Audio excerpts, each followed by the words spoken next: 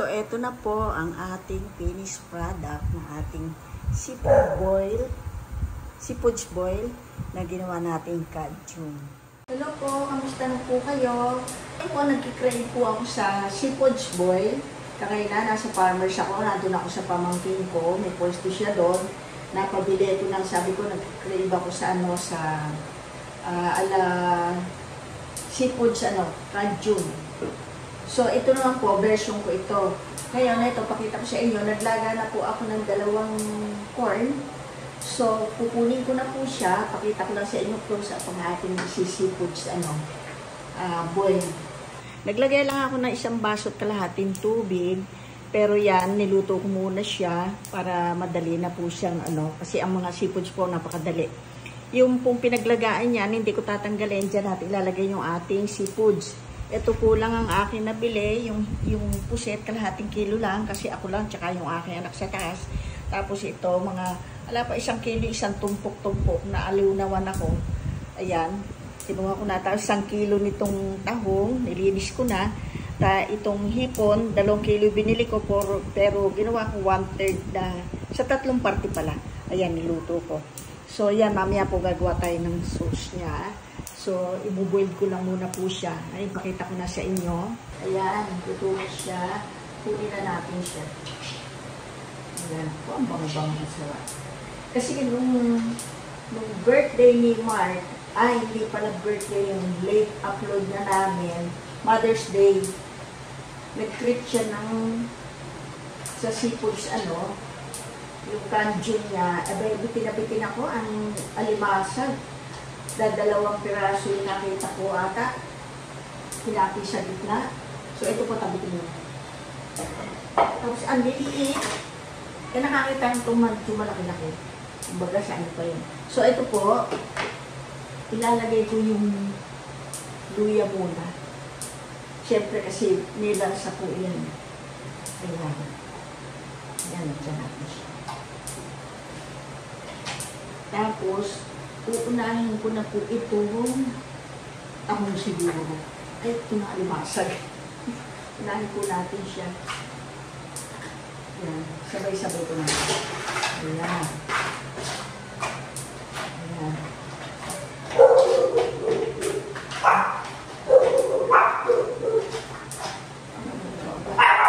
Kawali na po pinag-ansan ko.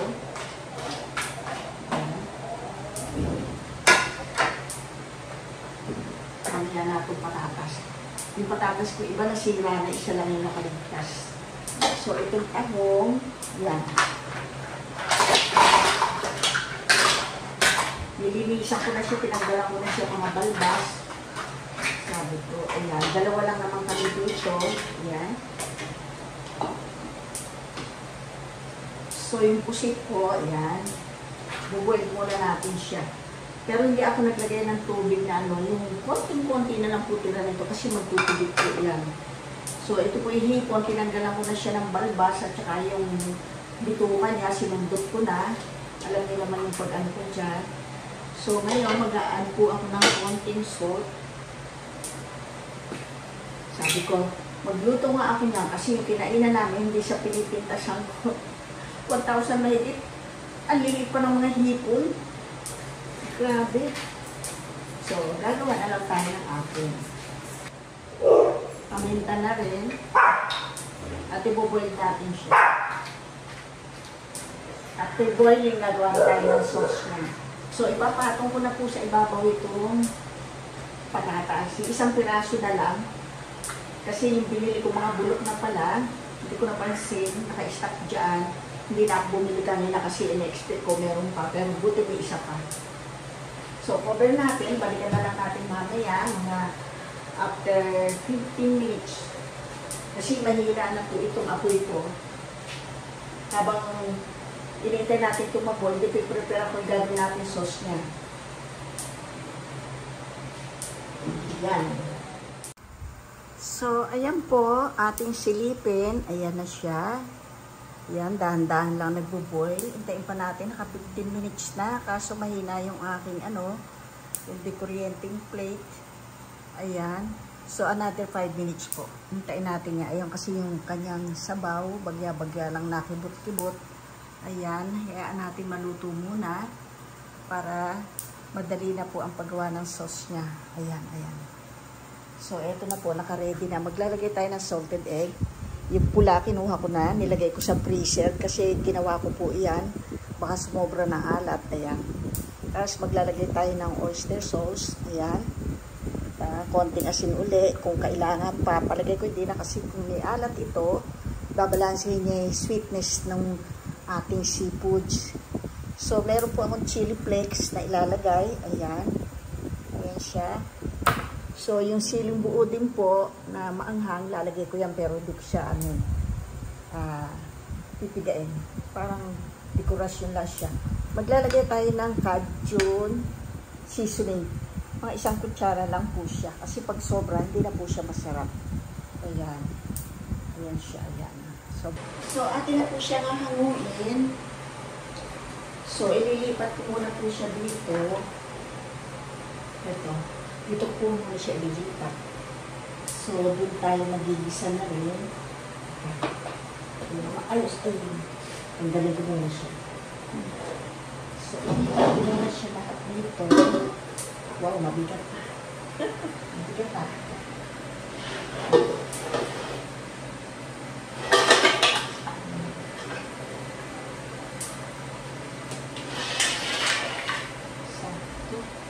So, dito na po siya hugasan. Dito natin i-gisa. Yung butter. Kaya nalaglag, mag-igisa na kami ito. Dito na rin po natin siya. Dito. Para sa 2 tao, sobra-sobra to. Yung in-order ni Lester, yung anak ko, late ang birthday ata niya yung Father's Day. Parang birthday niya blowout. Kakaunti, liliit pa. So, magpupunto po tayo ng olive oil bago yung butter na nilagyan natin. Kunti lang. So, tatansyahin ko po kasi hindi naman masyadong marami. Kalahati lang nalagay ko. Yung butter. Ayun, ang salted po. Garlic, marami garlic. Mas masarap po. Mahala na si Batman. So, ayan na nga po. Yan, maraming butter. Para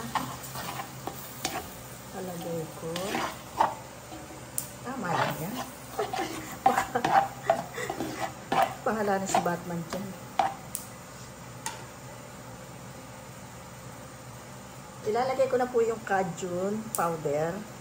Yan, konti lang muna. Kasi ayoko po na masyadong ma-spicy. So, tansya-tansya lang. 1 tablespoon po ito pero hindi ko muna siya nilagay. Tatansyahin ko siya. Ayan. Pwede pa. Pwede ko na ilagay lahat. 1 tablespoon. Ayan. Salted egg. Lalagay ko na rin siya. Ayan. Yan po ay ginawa ko. Baka sumobra na alat. Hinimay-himay ko na siya. Lalagay ko sana sa siopaw. Naalala ko, mag-twist nga tayo dito ng salted egg. Ayan. Hindi po ba? Tinatansya ko lang po kung yung butter. Ilalagay pa natin. Parang konti na siya. Ilagay ko na lang. Bahala na si Batman. Ayan. Baka mabiping sa sauce. Kasi sauce pala okay. Ayan, tama na. Kailangan lahat. Kailangan na pang hawak. Ayan. Hindi ko na po ilalagay yung sauce, yung sabaw noon kasi mawawala yung lasa nito. Tatabi ko na lang po yung sabaw ng ating pinag-boil. Paggawa ko ng palabok, swabig-swabig po yun. Ilalagay ko sa freezer. Ganyan po ang magluto. Wala na siya sayang. Ayan. Yun yung pinaghimayan ko nito. Ginagawa ko organic po sa akin. Hinigat ko. Ayan. Makagawa nga nito sa Laguna. Paglipat nila Mark sa bahay nila. So, ngayon, titimplahan na po natin siya ng oyster sauce. Mamasitan. So, tansya-tansya lang po. Huwag natin masyadong lagyan marami dahil baka maalat. Hindi. Hindi ko pala ilalagay yung sa bawah. Ayan. Ay, kaganda. Hindi po ako maglalagay ng sugar kasi mawawala po ang sweetness ng seafoods kasi may tamis na po siyang dali. Tapos ito, may sweetness din itong oyster sauce na ating ilalagay. Para lang masarap. Hindi pa na ilalagay dito. Ayan. Tipan lang. Yung alit lang po.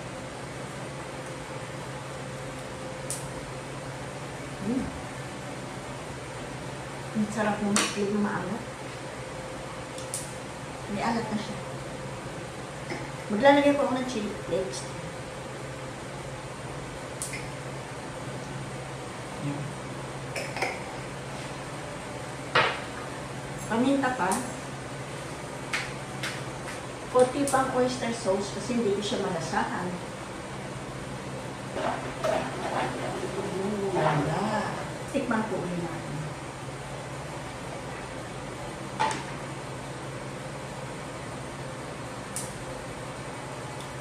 Yummy!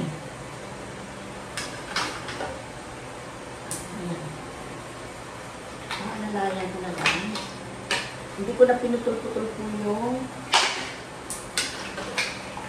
crabs.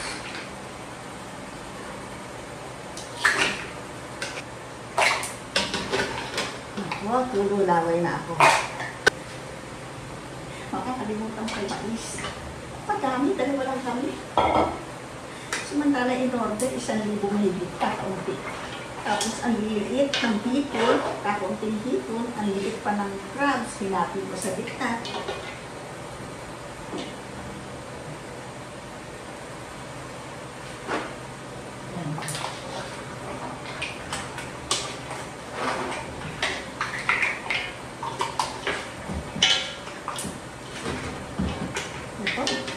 Nagsasayaw. Nagsasayaw si Kawali. Ayan na po ang ating seafood boil o seafood scadjun. Sakto-sakto lang. Pang 5 tao na ito, 2 lang kami. Bahala na si Bago. So, ayan na po yung ating seafood scadjun. Napailalim si hipon, di po, bali, mamaya, pag eating portion natin, iibabaw ko siya. Natalo ng crabs at saka yung tahong. Ayun, nako, sarap. Sige, hintayin ko lang po medyo, matiktik ng konti nasa ilalim. Ipiprepare ko na yung pang eating portion natin. So, ayan na po yung itsura niya. Ayan. Binix ko na. Ayan yung sauce niya. Ayan siya. So, sasandukin ko na po siya doon. At mag-i-eating portion na tayo. Ayan. Dalawa lang kami kakain ito.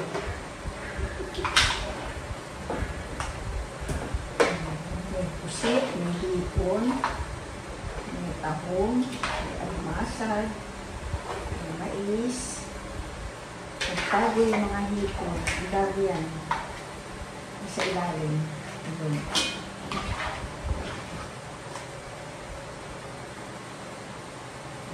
Mais. Ayan. Kaya mo naman iiwan. Ayan. Maraming sauce. Pwede pa akong magdagdag bukas na tapong. Ayan siya. Ako nalagas na yun. So, eto na po ang ating finished product ng ating seafood boil na ginawa nating scadjun. Seafood scadjun. Ayan. Scadjun o scadjun. Ayan siya.